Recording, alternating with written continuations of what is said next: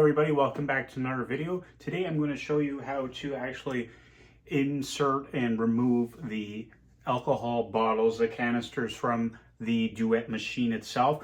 This is the exact same process as if you have the Ford canister bottle version. So we'll go over that. Quick video, let's get right into it.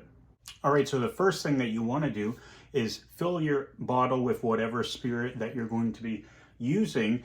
And once that's in, a little tip here is once you put whatever in here, I like to use the arrow and line it up with the actual label itself.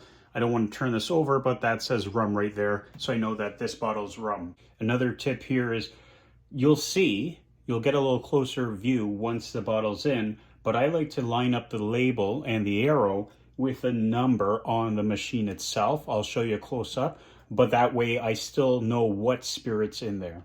This is what I mean by this. So in the back I have tequila, so I have the label facing the number 2, so I know that that's tequila. I do the same with whatever spirit's in number 1. I place it right in there so that it's pretty much lined up with a number. Inserting the bottle is probably the easiest of the two. What you want to do now is once you're ready, like I said, I like to line it up with a number.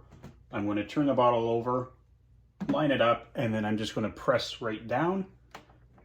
Press down. You might see some bubbles or some movement within the bottle itself, but there we go. There's inserting the bottle. And guess what? On the flip side, removing the bottle seems to be the harder job of the two.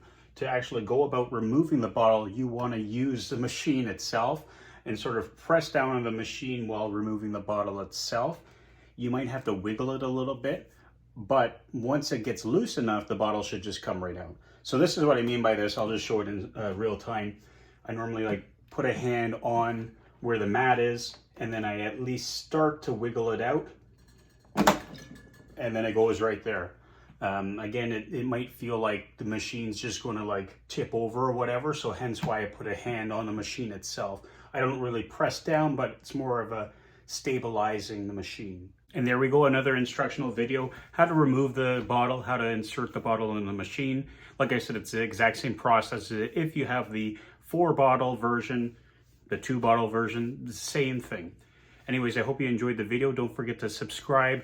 There's going to be more review videos of the pods coming up when the weather starts to get a little nicer, so watch out for those. If you want to see any more instructional videos about the machine itself, let me know below and I'll make a video about it. Thanks for watching. We'll see you next time.